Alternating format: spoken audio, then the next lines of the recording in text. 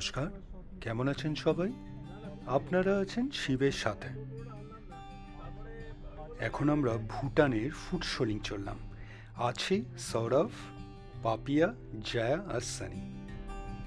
ইয়াশ আমাদের সঙ্গে নেই, কারণ ওর একটা গানের ফাংশন পড়ে গেছে, তাই এবার আর ও আমাদের সঙ্গে ডুয়োস আসতে পারেনি। গতকালই আপনারা দেখেছেন, আমরা গতকালই কিন্তু কালিম্পং থেকে ফিরেছি, কারণ সৌরভরাও ডুয়ার্স চলে এসেছে। আমরা আগেই এসেছিলাম, সেটা শুনে ওরা থাকতে না পেরে ওরাও চলে এসেছে। গতকাল রাতে একসঙ্গে বসা হয়েছিল, অনেক রাত অবধি আড্ডা হয়েছে, কিন্তু কোথায় যাব আর ঠিক করে ওঠা হয়নি। তো আজ সকালে উঠেই ঠিক হয়েছে কেমন হয় যদি আমরা ভুটানের ফুড শোলিং যাই।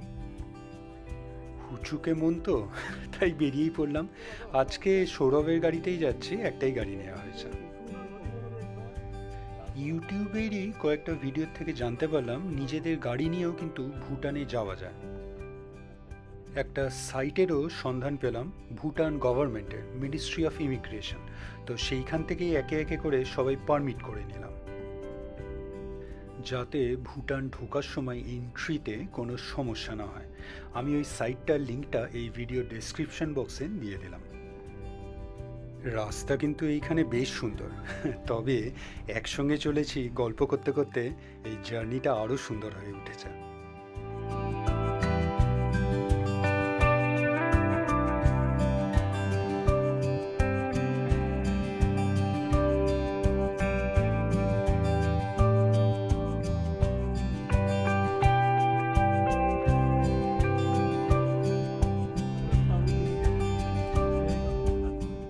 জয়গাঁও আর 7 কিলোমিটার দেখাচ্ছে।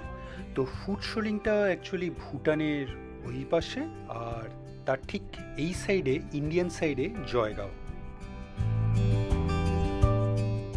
আমরা জয়গাঁও পৌঁছেও গেছি। ইনফ্যাক্ট ডান হাতে একটা বড় গেট দেখা যাচ্ছে, সেইটা ক্রস করলেই আমরা ভুটানে ঢুকে যাব।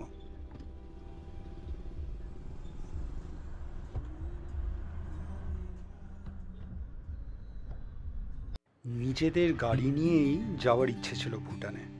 তো আপনাদের যে সাইটটা একটু আগেই বললাম, ওইখান থেকে কিন্তু আমরা ইন্ডিভিজুয়ালি সবাই পারমিটও করিয়ে নিয়েছিলাম। নিজেদের আইডি প্রুফ দিয়ে সবাইকে ইনপুট দিতে হয়েছিল, আমরা ভোটার্স কার্ড ইউজ করেছিলাম। তো সেখান থেকে কিন্তু প্রত্যেকজনের পারমিট একটা করে বারকোডও জেনারেট হয়েছিল, কিন্তু সেইটা এইখানে অ্যাকসেপ্ট করলো না। গাড়িটা এই সাইডেই রেখে জয়গাঁওতে আমরা এখন চলেছি ভুটানের ইমিগ্রেশন অফিসে। তো এইখানে আমাদের যেটা বললো, ওই বারকোড নাকি এখানে কাজ হবে না, ওদের নাকি বলছে সাইট পাল্টে গেছে। তো আমাদের এখানে বায়োমেট্রিক করতে হবে, তো বায়োমেট্রিক করে তারপরে ঢুকতে হবে।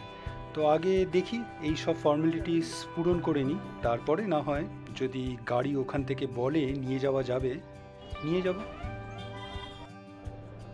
ইন্ডিয়ান সাইডে আপনার সিকিউরিটি চেক করে ঢুকে পড়লাম। এখন আমরা ভুটানের ইমিগ্রেশন অফিসে। তো এই সাইডেও আপনার বায়োমেট্রিক সিকিউরিটি চেক হবে, তারপরে আমরা ভুটানে ঢুকে পড়ব। একটা ভীষণ প্রবলেমে পড়া গেছে। অ্যাকচুয়ালি জয়ের কাছে আপনার ফিজিক্যাল ভোটার্স কার্ডটা নেই, আপনার অরিজিনাল আধার কার্ডটাও নেই। ওটার একটা প্রিন্টেড ভার্সন, যেটা ইন্ডিয়াতে সব জায়গাতেই চলে যায়, কিন্তু এইখানে অ্যাকসেপ্ট করছে না। ঠিক করেছিলাম আর কেউই যাব না, কিন্তু জয়া বারবার ইনসিস্ট করছে, তাই যেতে হচ্ছে। আমরা যেটা দিয়ে ঢুকলাম, এটা দেখছি লেখা আছে পেডিস্ট্রিয়ান টার্মিনাল। আমাদের ঢোকার জন্য কিন্তু কোনো ফিস দিতে হয়নি। তো জাস্ট বায়োমেট্রিক হলো, আপনার ফিজিক্যাল আধার কার্ড বা ভোটার্স কার্ড, আমাদের ভোটার্স কার্ড ছিল, সেগুলো দেখলো, তারপরে আমরা এই ভুটানে এন্ট্রি নিতে পারলাম। জয়া আর সৌরভ আপনার জয়গাঁও সাইডেই রয়ে গেল, ওরা শপিং করবে। আমি, পাপি আর সানি এখন ফুড শোলিংয়ে চলে এসেছি। তো এইখান থেকে একটা গাড়ি করে নেব। তো এই আশেপাশে টুরিস্ট কয়েকটা স্পটস আছে, ওইগুলো আমরা দেখে নেব। মনটা এই সাইডেই পড়ে আছে, তো আপনাদের কিন্তু বারবার বলে দিচ্ছি, একদম অরিজিনালে আপনার ইদার ভোটার্স কার্ড বা আধার কার্ড ক্যারি করবেন এই ভুটানে আসার জন্য। আজকের ভিডিওটা কেমন লাগলো অবশ্যই জানাবেন, কমেন্টস করবেন, আর অবশ্যই ভালো থাকবেন। দেখা হচ্ছে একটা নতুন ভিডিওতে কালকে আবার।